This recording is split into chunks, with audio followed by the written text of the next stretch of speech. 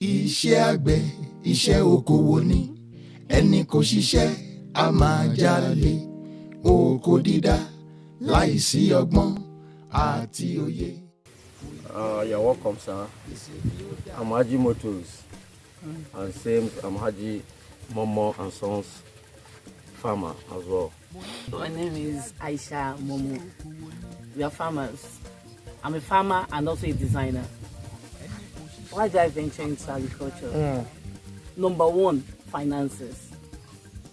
Two, the quest for living thing like loving nature. That's my two reason of going into agriculture. That is the major reason. You love livestock now, like seeing livestock. Them growing. Yes. Okay. Good and fine.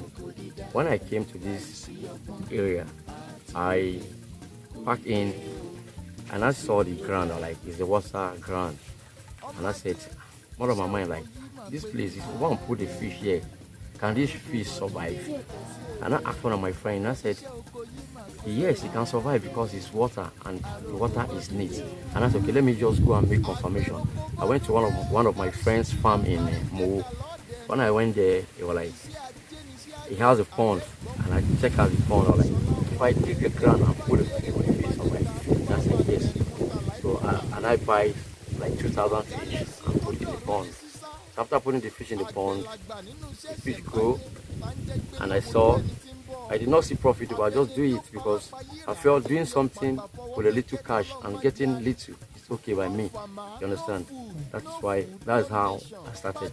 The challenges we face when we started as somebody that does not know much about the fish business and want to venture into it. Number one, like stocking our pond. What we invested in stocking the pond, then we cannot invest such now. Those days when we did stock our pond, we started with jumbo fish.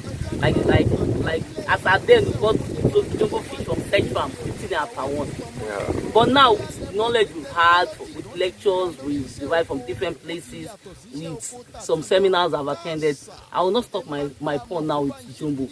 I stock my pond now with jebu fish, which I get for like 7 naira, 8 naira. So get it like that. I will nurse it to fingerlings, jumbo size, to grow out. Okay. That's one. And two, again, we don't really understand much then about the business. But with seminars that I've been privileged to attend, I've been able to acquire so many knowledge about the fish business. So again, those days when we started the business, we don't really know much about the water. That is when water is dirty, when water is neat, we don't really know. We just change it at our company. Okay, fine. Then the person that taught us told us we should change the water once a week. So we're just following that reading, changing it once in a week. So as even if it's dirty and the fish are putting their mouth upward, we don't know what it means. Happening? So with time, we started understanding the business. So with the knowledge we acquire, the mortality rate begins to reduce. So that's two. Then three, again, the feeding process. Again, we don't know how to feed fish. Since we're just like a newcomer in the business, we just feed anyhow, just pour and pour and pour. We see so many excess of feed on the water, even sometimes overfeeding. But overfeeding hardly kills fish, but you understand that we waste feed then more than any other thing. That is another challenges we face. Then again, there was a time we stocked the pond with fish inside, with big fish inside the pond, like 5 fish was inside the pond. So they ate like 3,000 fish, ate all. So we had to restock, and the fish was still there before we bring them out. So those are the challenges we actually acquired those days.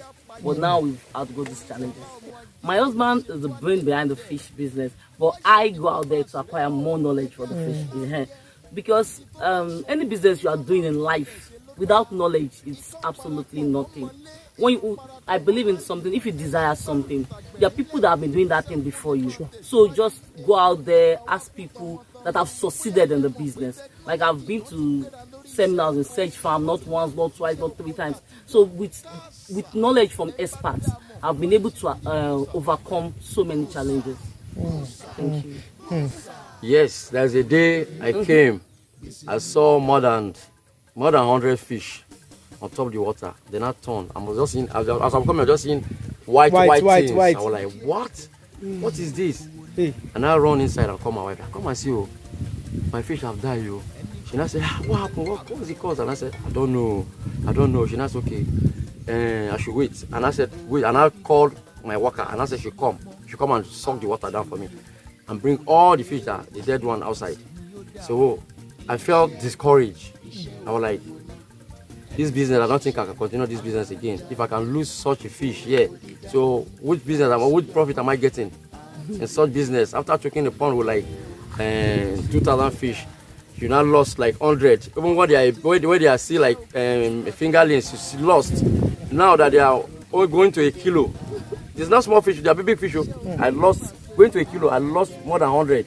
So check out the loss of that, the loss of the kind of money I lose. So my wife now said, we should just have courage and try it again and see. This particular one he's talking about was kind of our fault, part of lack of our knowledge. After selling fish in one of the ponds inside, we packed the remains of the fish, then pour it in this particular pond here. Okay. So I think pouring it inside this pond, the water temperature was not good Definitely for them, changed. and they were attacking themselves because when it happened, he called me. I was not even around. I also called me on phone, so I had to call Sage and tell her, Chairman, I don't know what happened to my fish. So like they are dying. That's why I should snap the pond and send to him. So after time I was going to snap the pond and send. So I sent it to him. When he saw it, he said the pond itself was muddy. So with the one we pour again, it's like overpopulation. So with the overpopulation and like change of weather for those fish, they were just dying. We lost over 300 big fishes, like fish of like 1 kilo and above. But those are still learning process.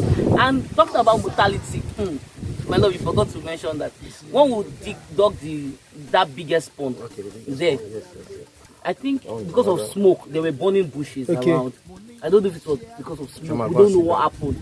So they started having sore on their body, like the fishes were having sore. But on the first time we called, babe, I don't know if it happened. No, like 200 fish don't die. I said, 200 fish. That is another one. That was another one. The next day again we'll come. We'll now use basket. We'll tell his worker to like drain the water. When they drain it, they'll pack it out with basket. They'll throw it out. The second day again, like they are raising their head up. Like we have to pack again. We'll have to pack like another 200. Yes, and that because the pond is big.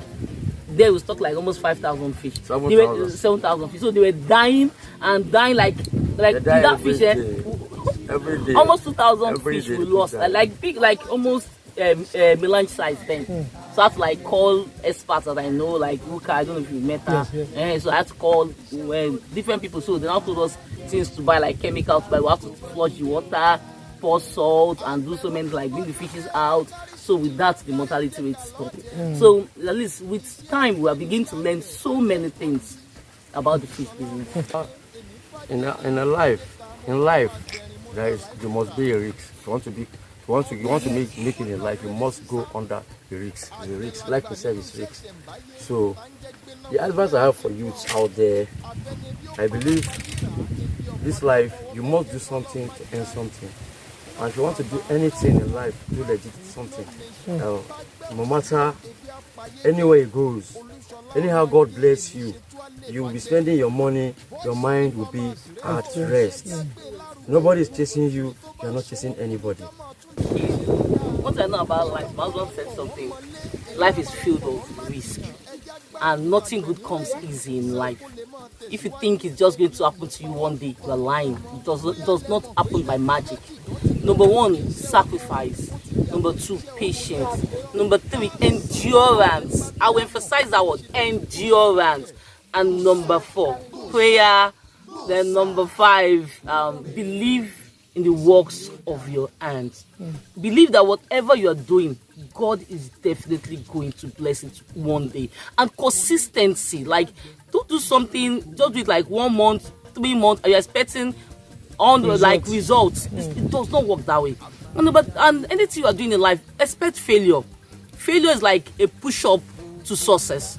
If you don't fail sometimes, you might not be able to succeed like the way you want to. So whatever challenges you face, in whatever you believe you can do, and you're trying your best to do it well, believe someday it's going to result into positivity for you.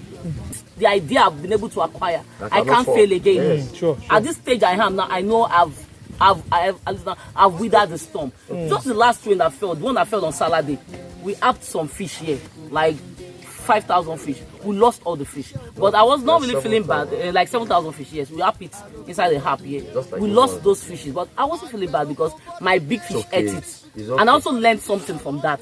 That is, at this stage now, my risk cannot lead me to failure again. That is, I've failed and failed and failed. At this stage, I'm not failing again. So my advice for young girls out there is, please get something doing. I was a fashion, I'm still a fashion designer. I make clothes. Then in the quest to make more profit, I venture into farming. Then that's on that thing. And two, please, don't be a jack of all trade, master of none. Try to perfect your hand in 1 or 2, 3 things. Don't jump pack your hands with so much things, thinking you are doing something. Thank you very much. No, I have one. This one I'm carrying here. Okay. That's the only one I think if it grows, you will be a farmer. Okay. Like those two, they don't used to. But this one, whenever I'm feeding my fish, you have to come around. You will be helping me. You will say, if you give me, you want to feed, I will give me, you will feed. So So That's because my husband. But for me, For you, my okay. 3 boys are farmers. oh yeah. Yes, like they are farmers. What? They can catch the fish freely, no matter the sizes. They catch the fish. They help me to feed. So for me, the 3 of them have interest in the fish business. Said the government has failed us.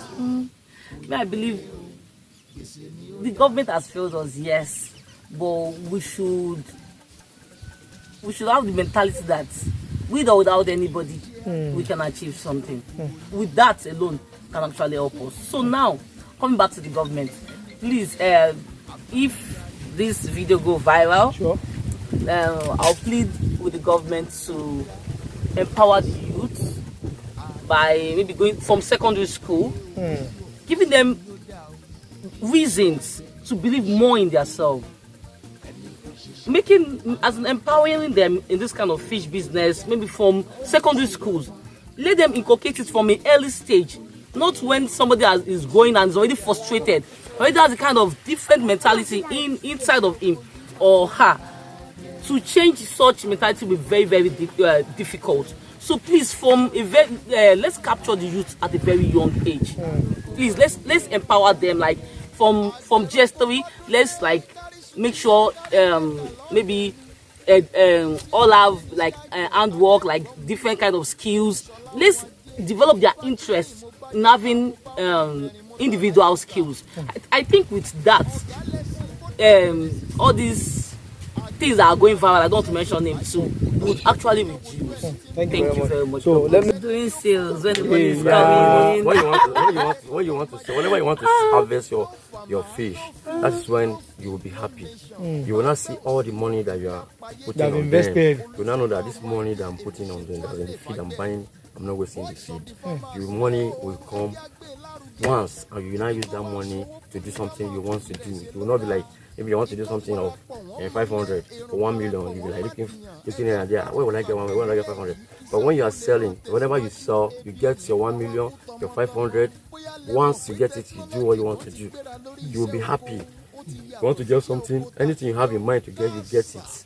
Because So during sales, that is the happiest that's the time. happiest day. Come on now. Thank you very much, my.